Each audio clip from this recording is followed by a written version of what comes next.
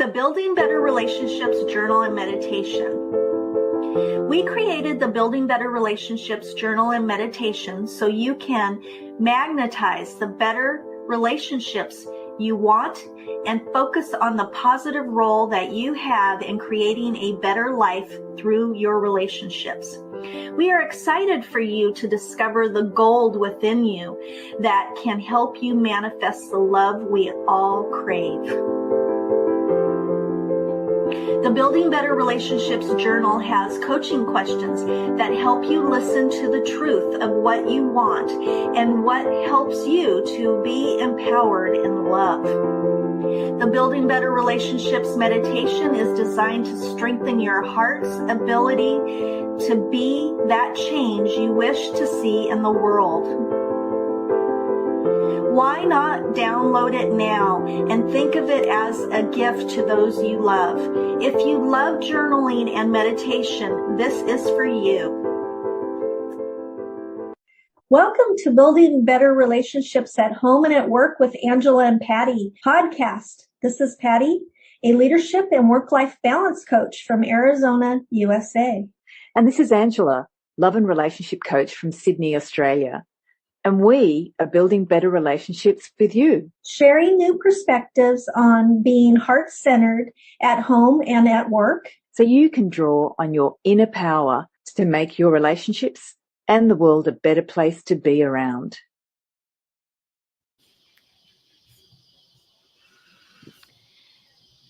When staying silent feels safer than speaking up, but deep down, silence is costing you more than honestly ever would. Welcome, everybody. Hi, Angela. Hi, Patti. Good to be with you. You too. So many of us have learned to keep the peace by staying quiet, but emotional suppression creates tension, resentment, and disconnection. In this episode, we're going to explore how to communicate honestly without losing yourself or the relationship. This one's a tough one, Angela. Yeah. We've been drinking lots of water in the preparation. Like there's something that has to be moved. I can talk a little bit about that later with the energy of it. But yeah, I wonder why it's so tough. I think because we really want our relationships to work, and it's something that a lot of times we don't know what we want or how we want it or how to communicate it, and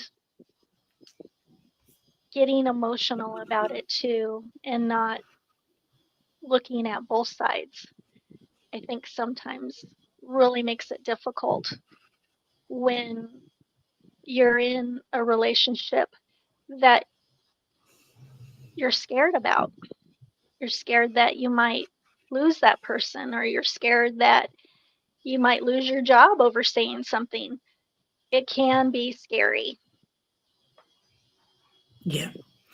So today in this episode, we're going to look at the different scenarios of speaking up at home or in personal relationships versus speaking up at work. There are some different dynamics in both scenarios. And in particular, I'm going to start with looking at what is a fallout. So with the title of the episode is How to Speak Up When You're Scared of a Fallout. So we thought it would be interesting to explore what is a fallout, or what do we think is a fallout. And I'm going to look at it from the point of view of our nervous system as well, and our fear of fallouts. So in personal relationships, when we don't speak up, it's because we're fearing a potential fallout. So that means there's two things, and we're going to look at both options today. Firstly, it's the fear of a fallout, which hasn't happened yet. And then there's the actual fallout if something does happen. when there's a misunderstanding in the relationship, or two people don't see things the same way, when someone gets angry or upset or hurt when you say something, and you actually do have the fallout and you witness that. So what stops us speaking in the first option is the fear of what we think the other person might feel or what we think they might do. So it's a very different scenario. The nervous system is pre-preparing for this potential outcome that hasn't happened. And we make a lot of stories from that limbic brain, from the emotional brain. One of the things I think, Patti, that makes it so difficult is the emotional brain is wired to sense fear. So it goes through this scenario of potential fear of all the time. So most of the time we speak up, we don't speak up because of this story. We're afraid of this potential thing happening, and it's a story that we play out in our head. And the story actually can be stored in our emotional body, which is connected to our limbic brain. It's the most powerful part of the brain. It's one of the oldest parts of the brain. It's one of the smallest parts of the brain. So it's that irony, the smallest things in our life have the most control.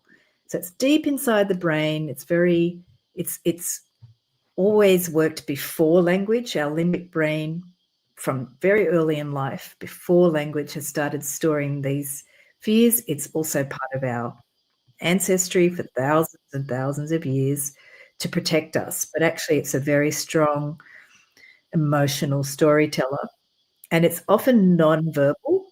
So speaking up can be a perceived threat because we might create problems. And many, many times it's actually not to do with the other person at all, but it's about the fear of what that person might do if they don't accept us, if they don't like how we speak, if they don't like what we say.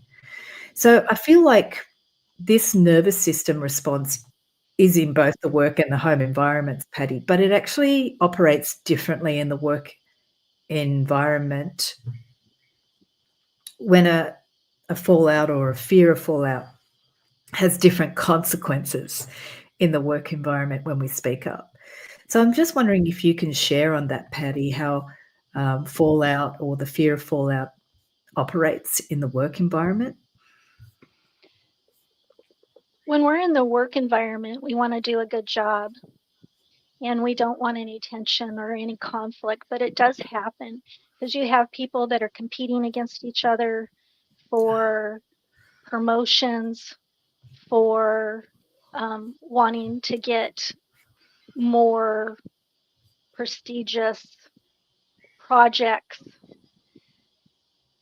And when that happens, at times you have leadership maybe pitting each other against each other, really causes a very competitive work environment. And that can put people against each other, and conflict can escalate. People can get defensive. There is another thing that you're afraid to speak up because you're fear of retaliation, that your manager or coworkers might retaliate against you. So those are some examples of things that can happen. And when you have coworkers that are not working together but against each other, that really causes damage to the business and to each of the coworkers and individuals working as a team. Another example is, say, an employee wants to speak up about their workload. They feel like they have a larger workload than other coworkers. So they bring it up to their manager, and the manager reacts very poorly and starts piling more work on. So that is something that, can really damage their work environment by being afraid to speak up and having retaliation. So, why are people scared of fallouts, Angela? Yeah. So part of that nervous system I'm going to go back to in this section where we look at the why is what I mentioned before. Our nervous systems are wired to look for signals in our environment where we can create either being included and avoid exclusion. So we're tribal animals. So from the very beginning of our lives, when we're raised as children, we are wired to try not to upset people because we want to be included. So sometimes when we speak up, it can be anything from, I watched this amazing video on tantrums yesterday. If we have a tantrum as a young child, and instead of being nurtured or comforted in that moment, we're basically told to be quiet, and that might be the pleasant way of saying it. Or we're also looked at like, what's going on with you? What's wrong with you?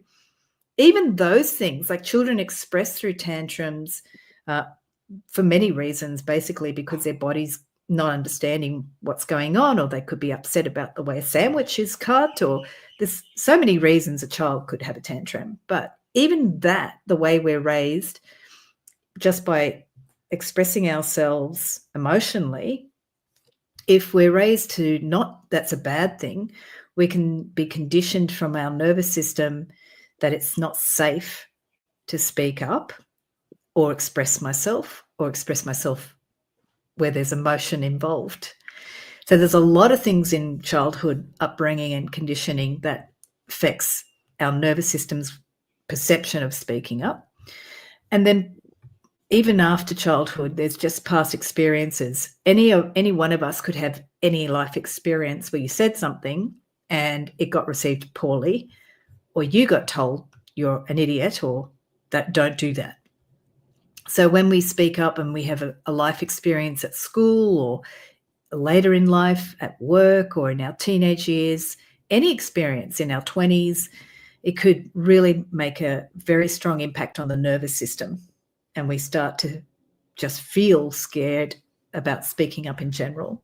So some of the other things that we're tribally wired is we want harmony in the tribe. We want harmony in the family or the group that we're living with. So sometimes if another person is upset, we can actually be scared that they are hurt. So if you're in your environment, in your living environment when you grow up, or when you're in a family environment, you can often get fearful if someone else is upset. And that can go into our nervous system on a really deep limbic level where you just are scared when others are upset. You don't know how to respond. You don't know constructive ways. You just go into a fear response. So we often have embedded in our nervous system also fear of conflict. We don't like it.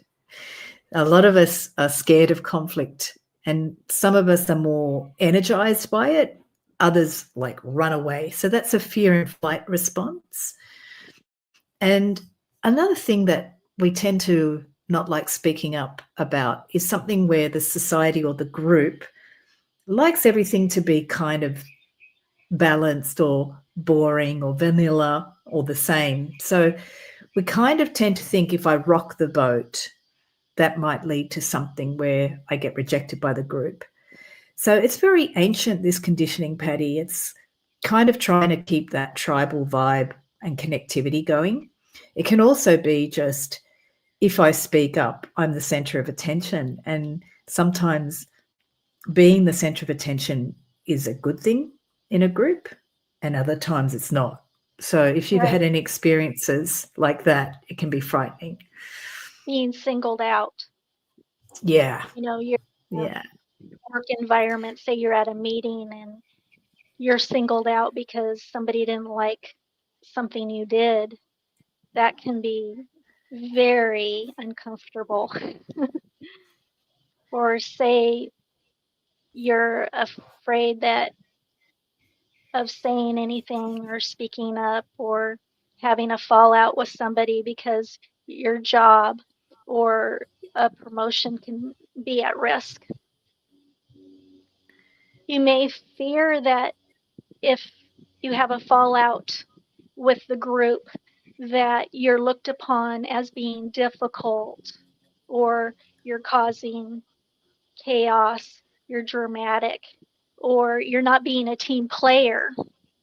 That can be very hard because you want to be a team player, but you also don't want to be taken advantage of. So you're trying to balance that line of, should I speak up or shouldn't I speak up, because of the fear of what's going to happen. Angela, so just like what I just said, how do you communicate when you're scared of a fallout in your personal relationships? Yeah, I think this is the reason why we're doing this episode, is to start sharing some of the tips that you and I have had in our work lives and personal lives, because it's, I don't know about you, Patti, but I think for me, it's where a lot of clients struggle about. I mean, if you're in fear, it's hard to communicate. Yeah. So we're going to explore a few strategies in the work environment and in personal relationships when you're scared. It plays a little differently in the work environment, but it impacts the nervous system in a similar way. So, Patti, can you outline for us how to practice a conversation ahead of time in a work situation to get over that hump? So what I recommend is that you sit down and you think about the conversation, what you want to have, and practice the conversation ahead of time. And why are you wanting to have this conversation? And what does it mean to have this conversation? And how am I emotionally feeling about doing this conversation?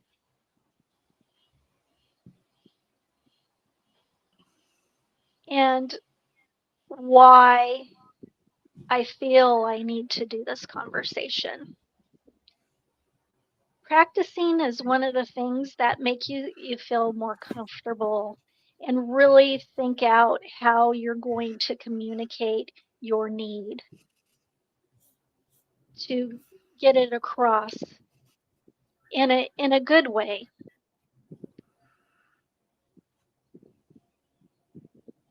And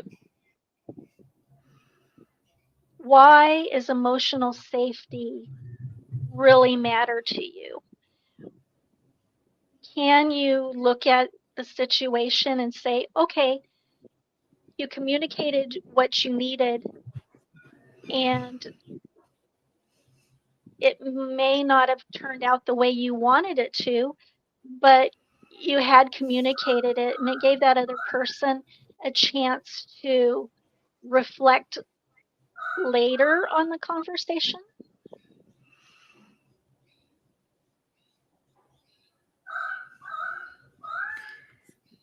And how can you make the other person and yourself feel emotionally safe?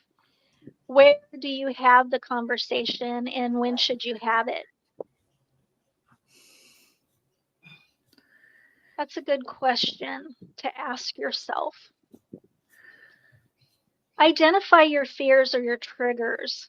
What's triggering you to feel that you should have this conversation with somebody? And how can you reflect and step back and prepare your message and communicate it with kindness and clarity? And after you have the conversation, reflect afterwards, how did it go? I think that's important because you're going to be communicating with this person or the team or your manager throughout your whole work experience. So you need to learn their communication style so that you can communicate with them in a way that won't trigger them, and that you both can sit down and really talk it out in a calm, professional manner. Great. And can you give us an example of how you might actually walk through this prep when, like, you want to speak up at work? Yeah. So what I do is I write down what I want to say or an outline of what I want to communicate and why. I think that's so important, is why. Why is it affecting our relationship, our work relationship?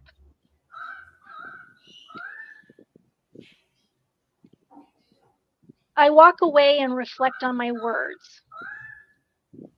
How are they coming across? How do I want them to receive it? And I practice how I will deliver the conversation until I'm comfortable with my words and my delivery. I think that's what makes it very important, is really knowing what you want to say, how you want to communicate it, how you want to come across, and think about the other person, how the other person will feel, how they will react, how I might feel about it as well. Another good way is, like, Angela and I are coaches, and to get a coach can help you practice and feel more confident, so that you're kind of doing like a role playing of the situation and how you want to feel about saying what you need to say. Then the next step is I will schedule the meeting and the meeting place somewhere private but not intimidating, somewhere where we both can feel comfortable and actually feel that we can communicate and it'll be okay, not somewhere where you might not be able to really sit down and talk. You really need to listen to the other person's point of view, let them talk, and really listen to the words, how they feel, and their suggestions on what they want as well, whether you agree with them or not. And let them be heard as well, because you want to be heard. They want to be heard as well. After the meeting, reflect on how the meeting went, what you learned from it, what you could have done better next time when you communicate with that person. And also, you might need to set up another time to get together to talk about it again. But, not harshly. Especially after a meeting, sometimes the best time is to let it sink into both people, and then schedule a meeting to get together to talk about what was said, how we can get together and work through this and work together as a team, or as two individuals can help each other at work. And remember, you did your best to communicate your needs, even if the other person may not have responded favorably. They now know what you want in the relationship, and that's a start. That opens up the communication. Okay. I really appreciate how you're thinking about the other person, because I think from my experience with the nervous system and how we respond, That's actually a very difficult step if you're in fear, but taking that time to think about how will they react, that's a sign of maturity. It's not something that the nervous system is necessarily going to do. So I'm going to look at how personal relationships is different to the work environment. And we tend to not just fly off the handle in personal relationships when we're upset about things. We also tend to not think about the other person, or we think about them in a certain, not only a negative light, but in the light of what I shared before, where we think they're not going to respond favorably. Or we make up a story that they are always like this and they never do this, they never understand, they never do what I ask them to do. In personal relationships, we don't have that level head that you're talking about to think about the communication. And we throw things out from the past at them and them at us. Yeah. And that's hard when you're thinking, oh my gosh, is this going to be a battle, or is this going to be actually something that we can talk about? Yeah. And then a lot of couples, they say, we can't talk about that because it ends up in that dynamic. The emotional body responses, the fear response is just throwing it back and forth as a way of trying to move the fear, but it doesn't. It just loops into a fear response or a reactive response. So emotional safety and psychological safety, it's a big term now, Patti. They use it in the workforce here in Australia, and creating environments that are psychologically safe.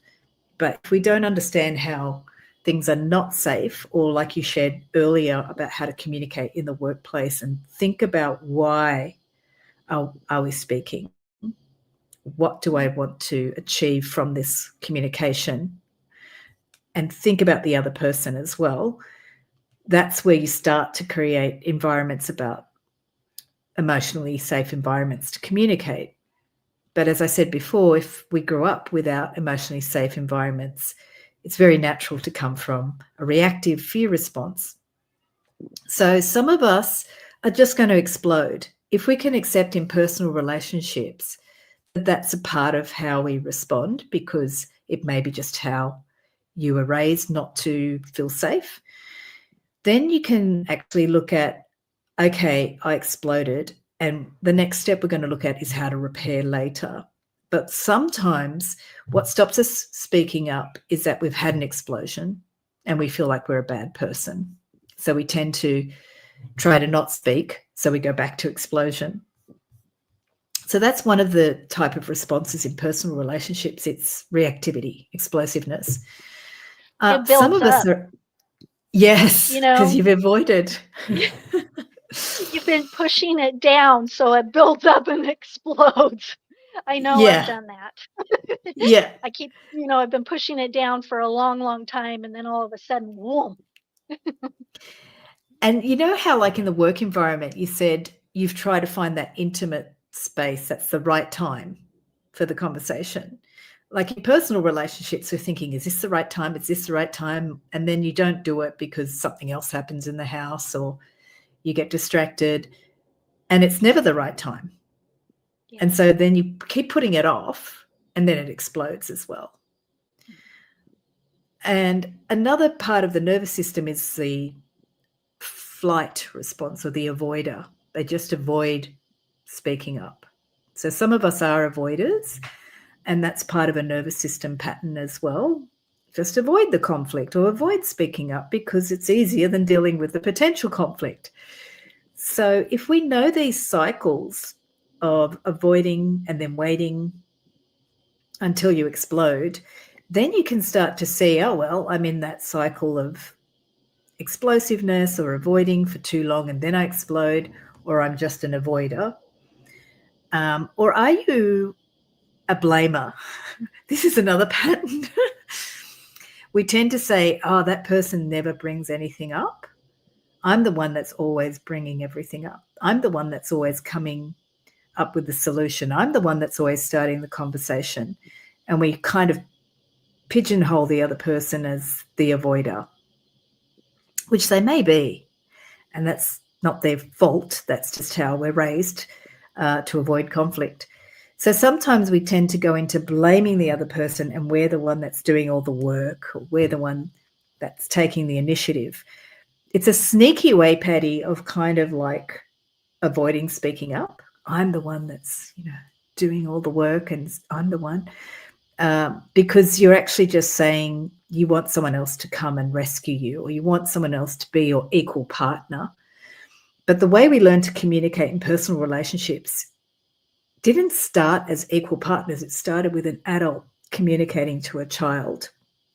And if the child hasn't been taught how to speak up when they're fearful or when their emotions are coming up, they will explode or feel unsafe when they explode, or feel like ashamed when they have exploded.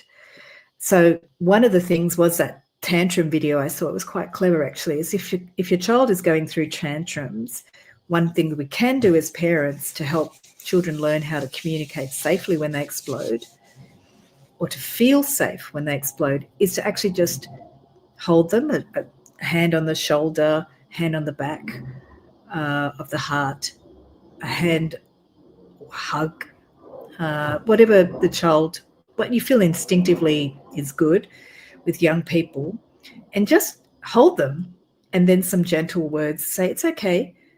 Yeah, it's hard sometimes when this happens. Just acknowledging that.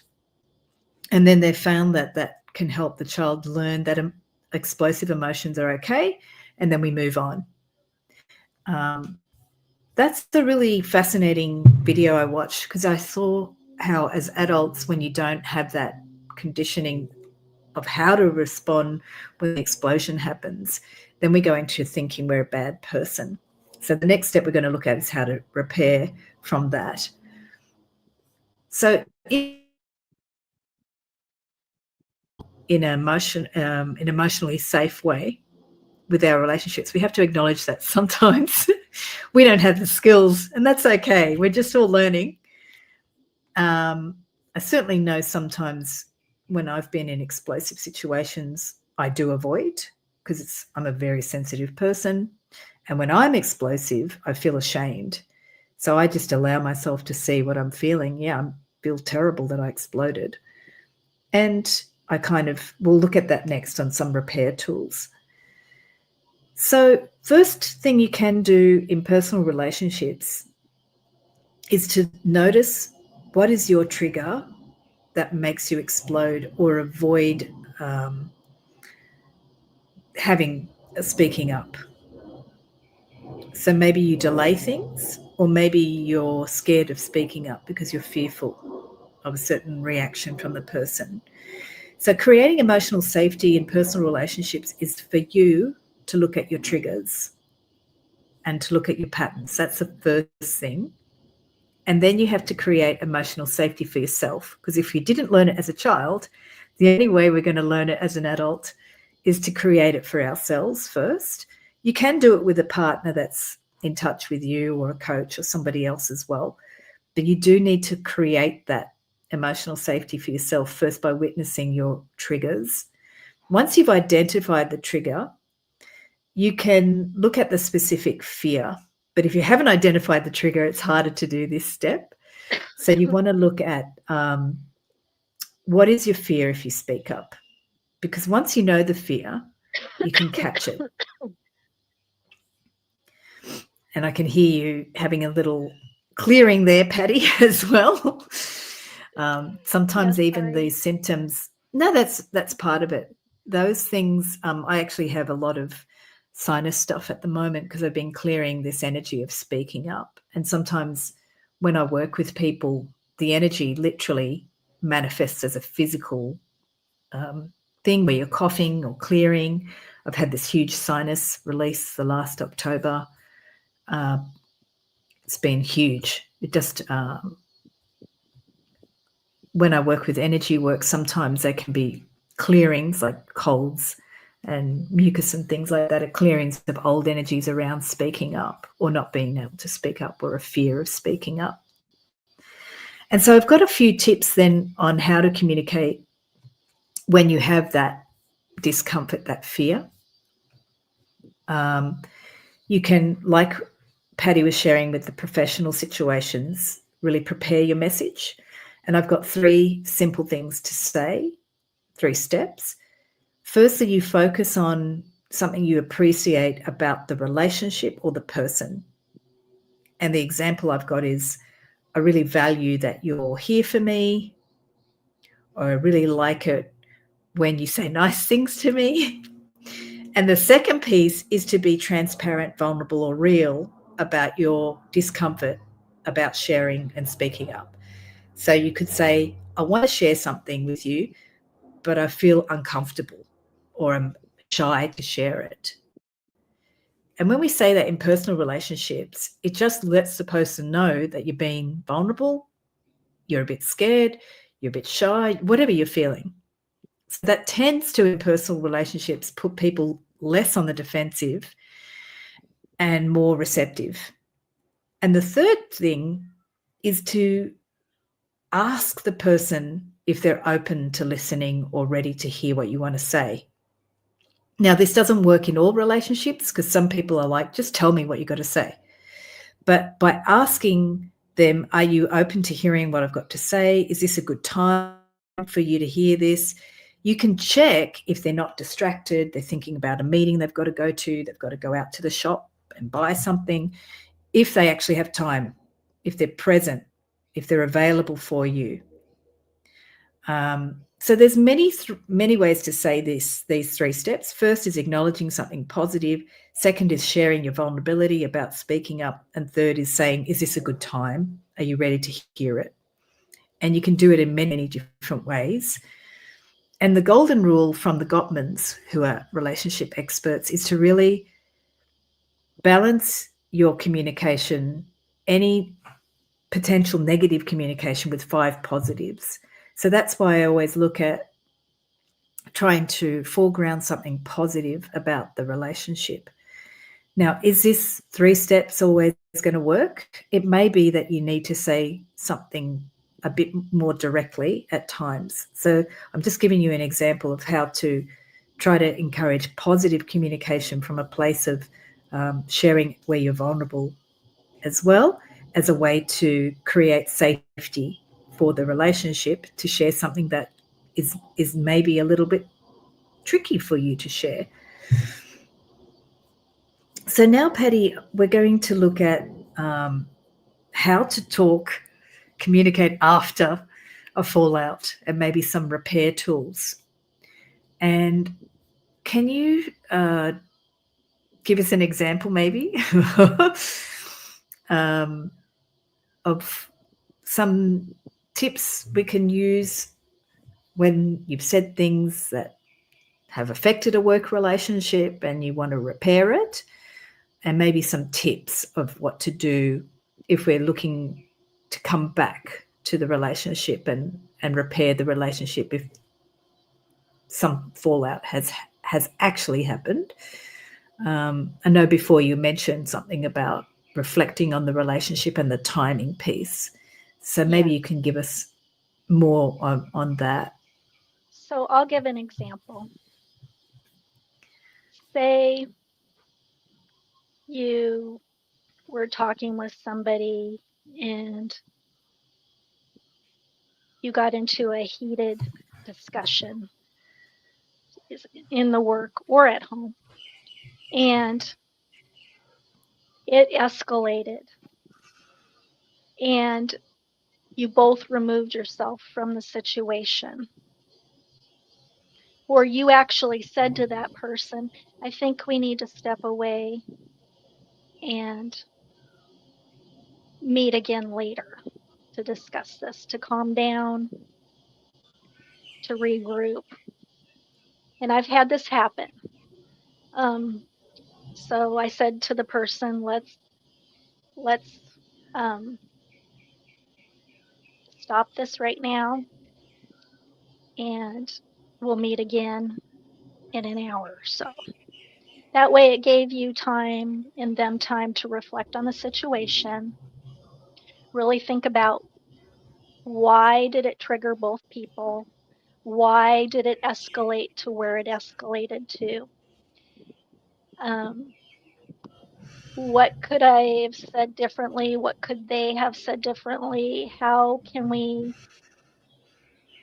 get back together and look at the common goal of the situation?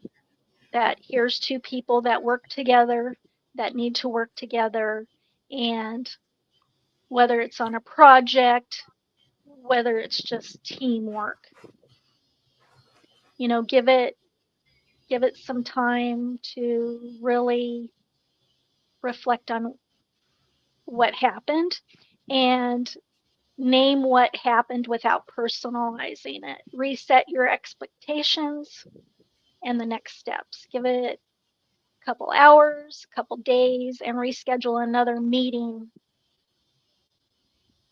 if needed. And it probably is needed, because if you don't talk about it, the damage will continue.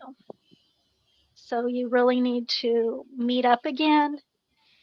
And a lot of times when something like this happens, when somebody explodes or both people explode, they're both, like Angela said, you're feeling like shame or oh, what the heck happened? Why did this happen, right? I didn't want this to happen. Neither person wanted this to happen.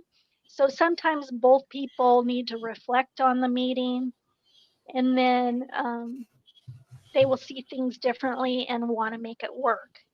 And the second meeting really goes smoothly because you both can talk about what happened, how you felt, how you wish it didn't happen, hopefully, and want to resolve it and come up with a solution. So those are some things that I've actually experienced.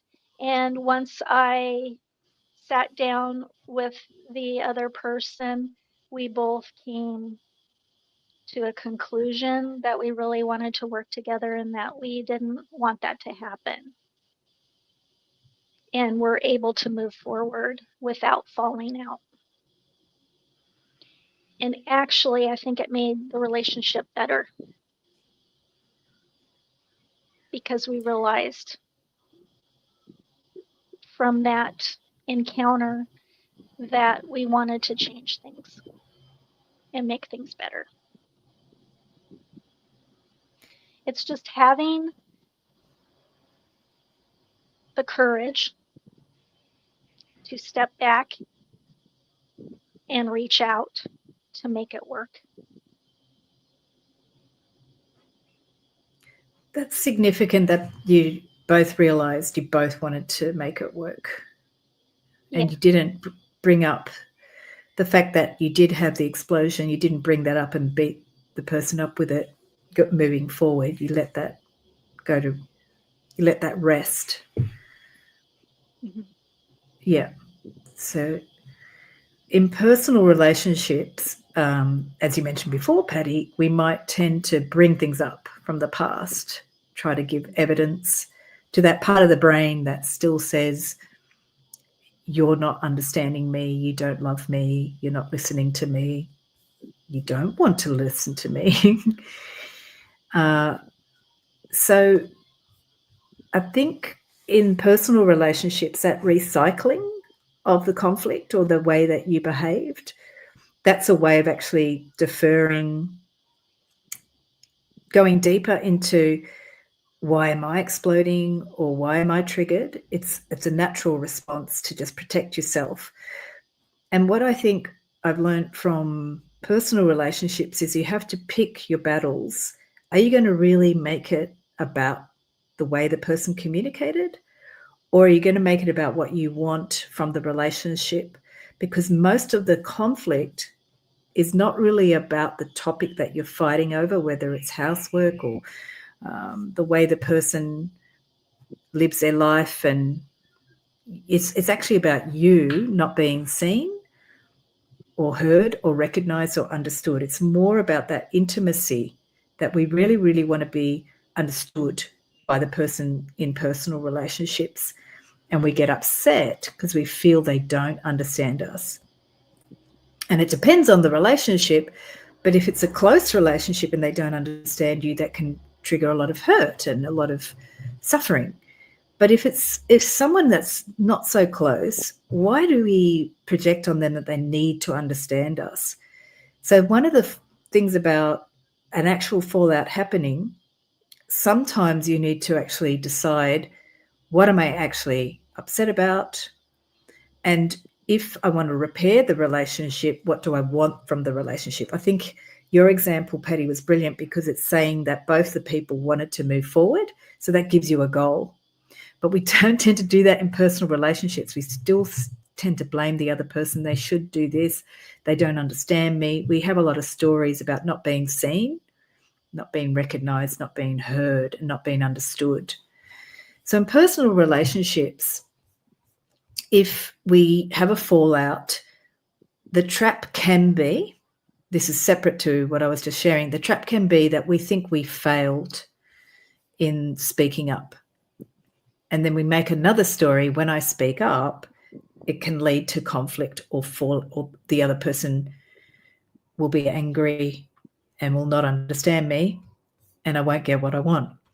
So one of the repair tools is to just not see it as a failure. You have to train yourself not to see it as a failure. You have to start looking at each conversation as an opportunity to learn how to speak up to get what you really want. Not telling the other person what they should be doing, but what do you really want from the relationship? And I think that's the main thing I got from the example you shared, Patti, that in personal relationships, we get stuck in a lot of the small details. It could be about cohabitation, which is a hard one, because some people do live differently and they're raised differently, so you are different. But we really actually avoid what we really want from the relationship, and we get stuck in some of the smaller battles. And what we really want in the relationship is for the person to maybe see that they don't understand us, and then how do they get to know us better, or how can they recognize what I really need, what I really want. And we get stuck in some of the practical details about maybe cohabitation or how we think the person should be in the relationship versus the connection that we want the person to understand some of our needs are not being met. So if you can keep learning to speak up without, if there is fallout from the conversation, treat it as an exercise of learning how to speak up in spite of fearing that there might be a consequence.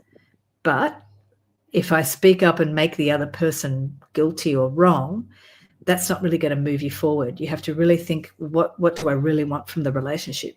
I want us to be able to have a conversation. It could be something really practical about we're going to move forward in how we make our decisions around finances, or we're going to move forward in how we make our choices about where we're going on a vacation.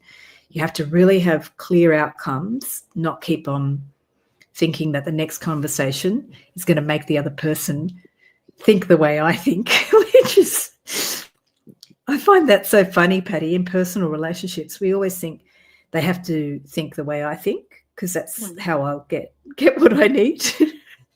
And it really works like that. I mean, I do agree with my partner sometimes, but I don't necessarily think they have to think the way I think, because that would be kind of meaningless in terms of having a relationship. But I'm fascinated by how some couples actually think that the partner should think the way they think. I thought, oh, well, okay, then that sort of defeats the purpose about having a relationship with someone who's not you. So now let's go to longer term strategies for practicing keeping up. I already gave you some tips around that to develop these long-term strategies to support you to speak up. It's always an exercise of the next conversation and trying to learn how to speak up in spite of feeling insecure or fearful. So can you share, Patti, how you speak up consistently in the work environment? Yeah, so one of the things is knowing your coworkers and knowing their communication style. I think that's real important on how to communicate with them and them with you. You know, there's people that just like directness, straight to the point. There's other people that like chit chat, you know, kind of, and there has to be a balance, right? But learning everybody's communication style and really wanting to be able to communicate with that person is real important. And maybe setting up weekly meetings, weekly one-on-ones, or a weekly lunch with somebody so that you can talk about things and really nurture that work relationship. And really think about your roles, your expectations, and your boundaries. And always remember the golden rule. How do I want to be treated? Now, sometimes you need to think about how do they want to be treated, not how you want to be treated, right? When you're trying to communicate with others. Maybe you like directness, but that person doesn't like directness. They like a little bit more, a little toned down, a little bit more. Or maybe they're a storyteller and they like to tell you step by step everything, but you're direct, you just want straight to the point. That's the way they communicate. So you need to be able to compromise. When they're talking to you or you're talking to them, try to use their style. And that will help in a lot of ways to communicate better with one another. And you can figure out their style by the way they talk to you. And they can figure out your style by the way you talk to them. So just learn the communication style and things will go a little bit more smoothly for you and for them. And they may not use your communication style with you, but you can use their communication style to them. And you're showing respect and you're trying to communicate in a way that they understand.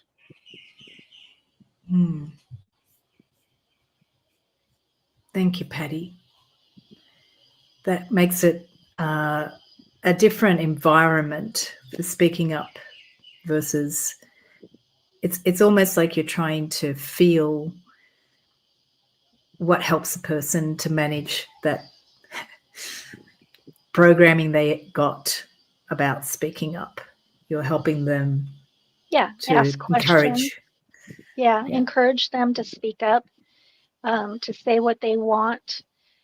You know, by asking the questions, you know they're there, they want to talk to you. What, you know, ask them. What would you like to say? What would you like to talk to me about? Be open, listen. If you're going to ask them, listen to what they have to say. Like I said earlier, whether you agree with it or not. People just want to be heard. Right. And they're not feeling like they're being heard. That's why they're afraid to speak up. But once they feel that you're really listening to them and they're being heard, then both people feel like they can actually have a communication and being respected and all of that.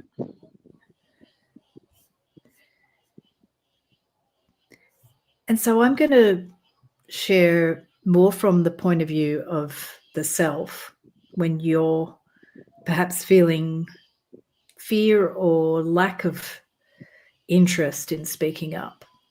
And for long-term development of strength and courage to speak up, it really is about noticing when the tension starts in your body or yourself about speaking up. If you can become finally attuned to, I don't want to speak up, can you notice that? Can you notice any triggers or signs like being passive aggressive, perhaps? That's a classic sign of not speaking up. Are you avoiding the person? Or maybe you're feeling, why bother? I don't even care about the person. So these are all signs. Another really interesting sign that I think we take for granted is everything's going so well, so why should I speak up? It's like a whole bypass because things appear to be going well and you just say, I'm not going to bring it up. So they are clues that you're not speaking up. And yes, sometimes it's not worth speaking up. So that is a real thing to consider. It's not really worth speaking up. Like I mentioned before, pick your battles. Is it really that you're worried about, or is it something deeper? So we can be not speaking up for good reasons as well, but just always being attuned to the tension in the atmosphere of the relationship, in the house. Are you not speaking up to avoid something? That's a big clue. And check in with yourself. Do you feel something needs to be said? And what would help you to say that? So the long-term habits for speaking up is really understanding how you can give yourself that emotional safety, the mood, the atmosphere to speak. And that can be an ongoing journey. We're going to be doing more podcasts about getting over the fears of walking away from relationships, if it's time to walk away, or how to be in the relationship. We have several podcasts about that. So one thing that Patti shares with us is also encouraging words to help us speak up. And this is an ongoing program that you can try. Patti, can you share how to use affirmations to encourage speaking up? Yes. So when I was in the workplace, I would say affirmations to and from work, during work, just to keep me on track and to help me. So for this podcast, the affirmation that we're going to share is, I communicate openly and honor my needs. And just repeat it. It's supportive. If you're feeling like you're struggling with this topic, you can say this affirmation, I communicate openly and honor my needs. And just say it over and over again. And it's calming, and it does put you in a space of mind that you are communicating openly and honor your needs. Thank you, Patti. That's great. I can feel it.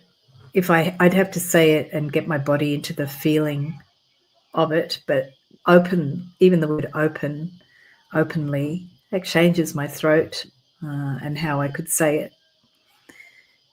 And the other thing is, if you want to keep working with us as well, we can support you to navigate those difficult conversations. So our links are in the description below the video and the podcast if you want to work with us to help working on that ability to speak up and communicate freely, or to really say those things that you've been avoiding saying. So let's take a moment after this episode to really reflect on, where in our lives are we quieting our voice out of fear? Reflect on this question and really look at why we're quieting our voice and what does need to be said. And what shift can you make today to change that? And Angela and I want to thank you so much for watching. And until next time, bye. Thank you, Patti. Thanks, everyone.